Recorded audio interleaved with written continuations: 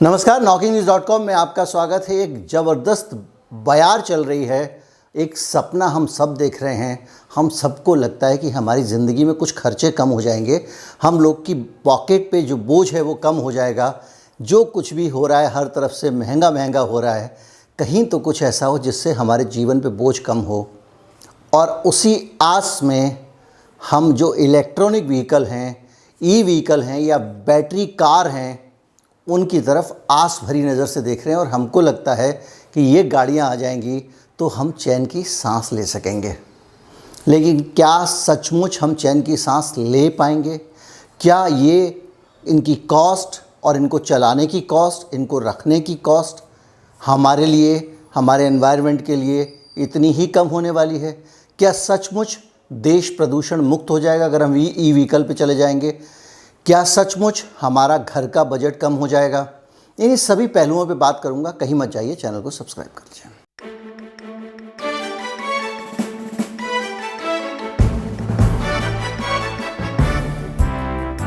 सबसे पहले तो आप उसी कीमत पे आ जाते हैं हम जो आप पेट्रोल की गाड़ी खरीदने जाते हैं और आप सबसे पहले अपनी एंट्री ढीली करते हैं। तो एक पेट्रोल की कार आप खरीदते हैं तो 5 लाख रुपए के आसपास कम से कम पड़ती है। 5-6 लाख रुपए में, बल्कि मिड एंट्री लेवल टाइप की कार आपको मिल जाती है। लेकिन कोई भी बैटरी की कार अगर आप एंट्री लेवल भी खरीदेंगे जो आज तक उपलब्ध हैं, वो भी आपको कम से कम 20 लाख रुपए खर्च करने पड़ेंगे।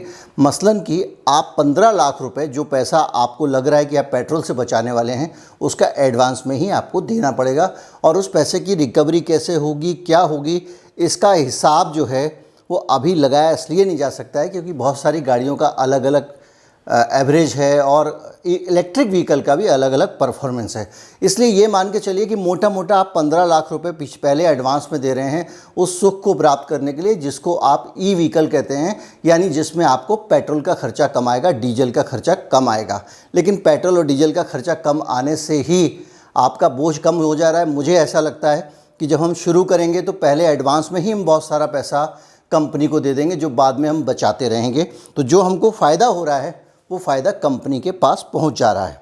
इसके बाद जो दूसरी चीज़ है वो ये है कि चार्जिंग की जो दिक्कत है, उसको चार्ज करने के लिए अभी जो गाड़ियां उपलब्ध हैं उनको 6 से 8 घंटे चार्ज करने में लग जाते हैं। और अगर आपको जल्दी चार्ज करना है तो बहुत ज़्यादा पैसे एक्स्ट्रा देके आपको एक फास्ट चार्जर ख़रीदना पड़ता है जिसकी कीमत अच्छी खासी है। आज की जो स्थिति है वो ये है कि अगर आप घर से कहीं जा रहे हैं और रास्ते में अगर आपकी गाड़ी का चार्ज ख़त्म हो जाता है तो ज़रूरी नहीं है कि आपको वहाँ पे कोई चार्जिंग पॉइंट मिल जाए या व्हीकल चार्ज करने की सुविधा मिल जाए, क्योंकि अभी इस तरह की सुविधाएं पूरी तरह से इस देश में लगी नहीं हैं। बहुत सारे पेट्रोल पंपों में इस तरह की सुविधा है, कई जगह पे है, लेकिन ये सुविधा पूरे देश में नहीं है। जैसे कि आप गाड़ी उठा के कहीं भी चले जाएँ, 2-3 हज़ार किलोमीटर, 4 हज़ार किलोमीटर हम लोग चले जाते हैं जंगलों में घूमने के लिए, वो चीज़ आपको अभी दिक्कत ई व्हीकल में आने वाली है।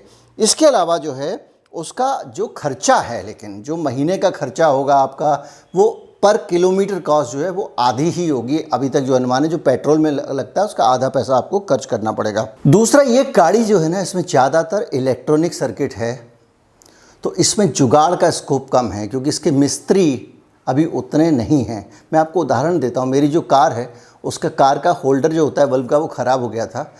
वो बल्ब का होल्डर बदलने के लिए मेरी कंपनी जो है उसने कहा कि इसका पूरा वायरिंग सिस्टम चेंज होता है, खाली होल्डर चेंज नहीं होता है। मैं रोड साइड मिस्त्री के पास गया और उसने झट से उसका होल्डर बदल दिया और कहा कि साहब 50 रुपये खर्च होंगे। तो ये जो जुगाड़ है हमारे देश में डीजल पेट्रोल व्हीकल के साथ चल रही है, अभी इलेक्ट्रिक व्हीकल की इस तरह की एक तो जुगाड़ पैदा नहीं हुई है, दूसरा इस तरह के मिस्त्री अभी तैयार नहीं हुए हैं, उनको भी बहुत टाइम लगेगा। और तीसरी सबसे बड़ी चीज़, जब इलेक्ट्रिकल इक्विपमेंट वाली चीज़ें होती हैं, जब इलेक्ट्रिकल सिस्टम होता है, इलेक्ट्रॉनिक सिस्टम होता है, तो उसकी वायरिंग से आप किसी को भी छेड़छाड़ करने को नहीं दे सकते क्योंकि इसमें बहुत सोफिस्टिकेटेड टेक्नोलॉजी इन्वॉल्व है। आपकी कार हो सकता है कि उसके कारण जल जाए, जैसा आम तौर पे शिकायतें आती रहती हैं। तीसरा सबसे बड़ा मसला है कि आपकी जो कॉस्ट है वो सिर्फ शुरू में आप ज़्यादा नहीं दे रहे हैं, इसकी बैटरी भी जो है वो 8 साल से ज़्यादा नहीं चलती है। ये अभी तक के हिसाब से जो उपलब्ध बैटरियां उसमें हैं, लिथियम आयन बैटरी आमतौर पर इस इस्तेमाल होती है। उसकी लाइफ अगर रोज़मर्रा की जो जिस तरह की चलना है, हमारे भारत में तो टेम्परेचर के भी वेरिएशन बहुत ज़्यादा हैं जो ख़ास तौर पे इस तरह की बैटरी के परफॉर्मेंस पर असर डालते हैं। उसके साथ में वो 7-8 साल बैटरी की लाइफ है। और एक बैटरी अगर आप ख़रीदने जाएंगे तो कम से कम 1 लाख रुपए के आसपास आपको बैटरी मिलती है, जो आप अगर हाई एंड कार पे जाएंगे तो और भी ज़्यादा महंगी हो सकती है। और 1 लाख रुपए की बैटरी भी जब आप बदलने जाएंगे तो वो भी काम ऐसा नहीं है कि आसान होगा, क्योंकि 1 लाख रुपए की बैटरी लगवाने के साथ ही आप एक नई समस्या खड़ी कर रहे होंगे, और वो समस्या है कि उस बैटरी को बाहर जो छोड़ रहे हैं उसको डिस्पोज कैसे किया जाएगा। अभी तक भारत में लिथियम बैटरीज़ के रिसाइकिल करने का कोई सिस्टम नहीं है। लिथियम बैटरीज थोड़ी ख़तरनाक भी होती हैं। ये एक इन्फ्लेमेबल टाइप की बैटरी है और इसलिए इसकी लिथियम निकाल के आप कहीं स्टोर भी नहीं कर सकते हैं, इसकी रिसाइकलिंग भी नहीं कर सकते हैं। कुछ लोगों का आइडिया है कि इसकी बैटरी की जो निकलेगी उसके अंदर का मटेरियल यूज़ करके कुछ और इस्तेमाल हो जाएगा, जब हो जाएगा तब हो जाएगा। तीसरी चीज़ जो लिथियम बैटरी से जुड़ी है वो ये है कि इसको जो है वो आप अगर ख़राब हो गई तो आप ये नहीं कर सकते कि इसमें आप जुगाड़ कर लें या कुछ कर लें, इसको आपको बदलवाना ही पड़ेगा।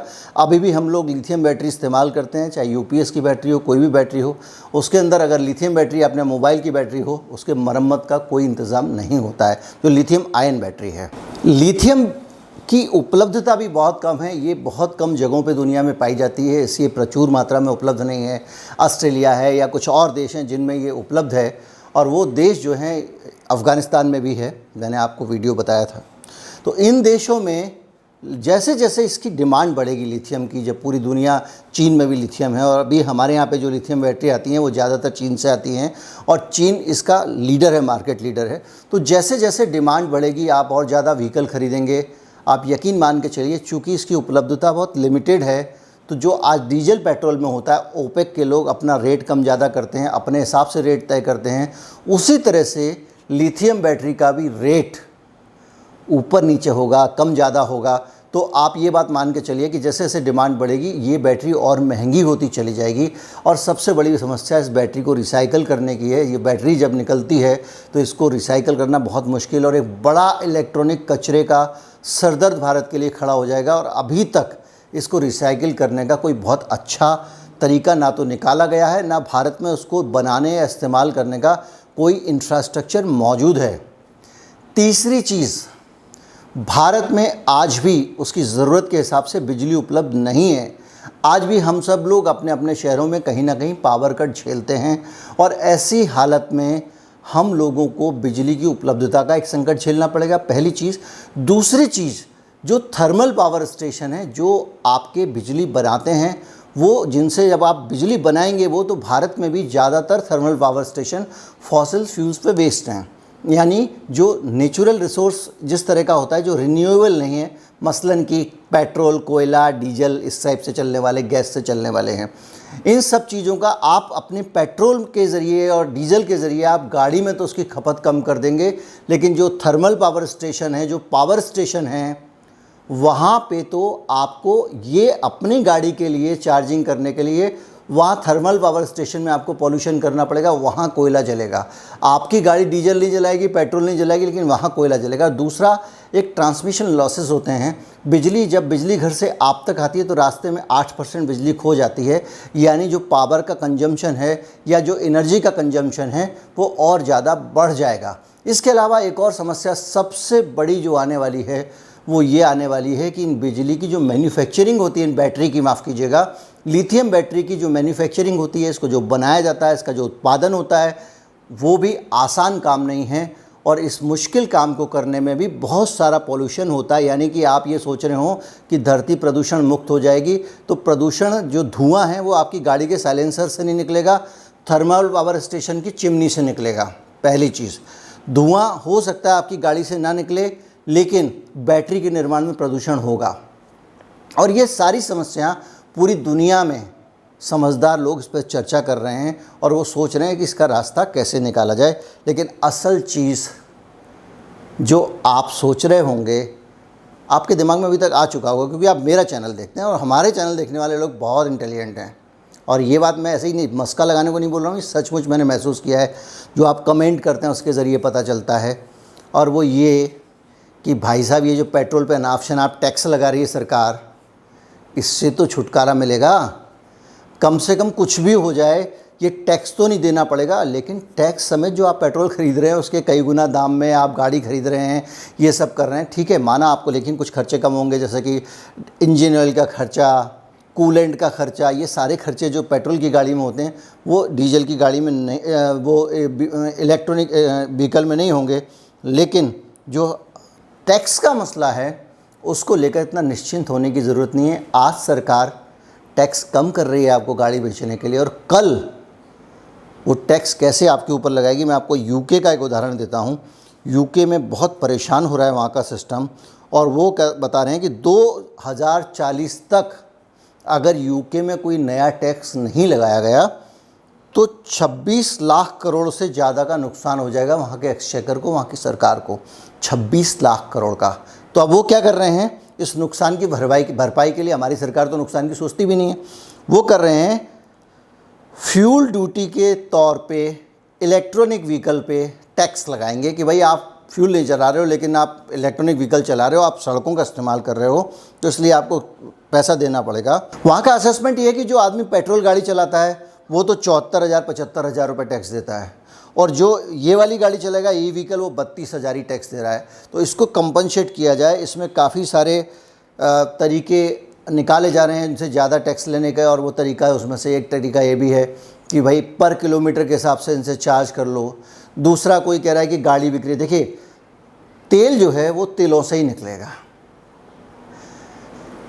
खरबूजा छुरी पे गिरे या छुरी खरबूजे पे, कटना खरबूजे को है। हम और आप खरबूजा हैं।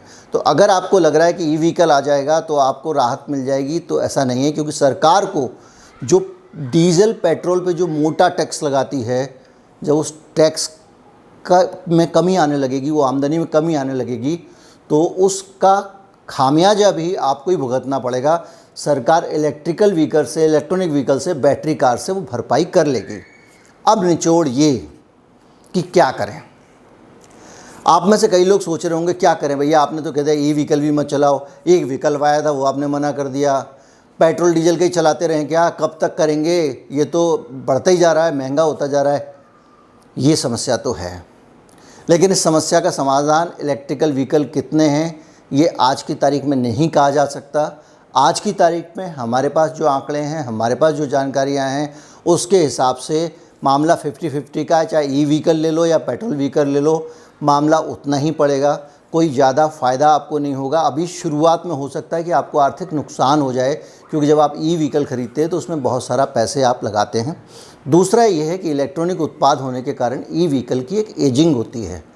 आप कार को जैसे 15 साल में रिटायर करना पड़ेगा, पेट्रोल की कार को आप बोलते हैं, लेकिन अगर फिटनेस सही रखें तो उसको ज़्यादा साल चला सकते हैं। और शायद ये रिटायरमेंट की एज भी इसीलिए तय की गई है ताकि ई व्हीकल्स को इंटर किया जा सके। लेकिन इलेक्ट्रॉनिक व्हीकल के अंदर इलेक्ट्रॉनिक कंपोनेंट होते हैं, और जो इलेक्ट्रॉनिक कंपोनेंट होते हैं, चाहे उसके अंदर कंडेंसर लगे हों, चाहे उसके अंदर ट्रांजिस्टर लगे हों, या उन सब की एक लाइफ होती है। वो धीरे धीरे पुराने होने लगते हैं, यहाँ तक कि जो शोल्डरिंग होती है वो भी ड्राई शोल्डर हो जाती है, और उसमें भी दिक्कतें आने लगती हैं। तो जैसे ही ई व्हीकल आपका पुराना होगा, वो नई नई परेशानियाँ आपको देने लगेगा, और आप पूरे के पूरे हिस्से बदलते रहिए। तो ऐसा भी नहीं है कि वो बाद में जाके उसका मरम्मत का खर्चा भी कम हो जाएगा, वो उतना ही रहेगा और कहीं ज़्यादा रहेगा, क्योंकि इसमें जो कंपोनेंट हैं ये पेटेंट वाले कंपोनेंट हैं। मसलन कि आप उसका जो सर्किट है वो उनका पेटेंट है, वो उनके सीक्रेट हैं, वो उनका अपना आईसी है, तो उसको आप दूसरा बना भी नहीं सकते हैं बाहर से। अभी तो ये है कि मान लीजिए आपका बुश नहीं मिल रहा है, या आपके सस्पेंशन का कोई एक कंपोनेंट नहीं मिल रहा है, तो खरादिए से जाके बनवा के आपका मिस्त्री डाल देता है, लेकिन तब ये सुविधा भी आपके पास नहीं रहेगी। उम्मीद करता हूँ आपको ये एपिसोड बहुत अच्छा लगा होगा। अगर अच्छा लगा है तो ज़्यादा से ज़्यादा लोगों तक पहुँचाएँ। कोशिश मेरी यही है कि इससे जुड़े हुए दोनों पहलू आपके सामने रखूँ। उम्मीद करता हूँ कि आप ज़्यादा से ज़्यादा लोगों को इससे जोड़ेंगे। उम्मीद करता हूँ कि चैनल को आपने सब्सक्राइब कर लिया होगा। नमस्कार, जय हिंद।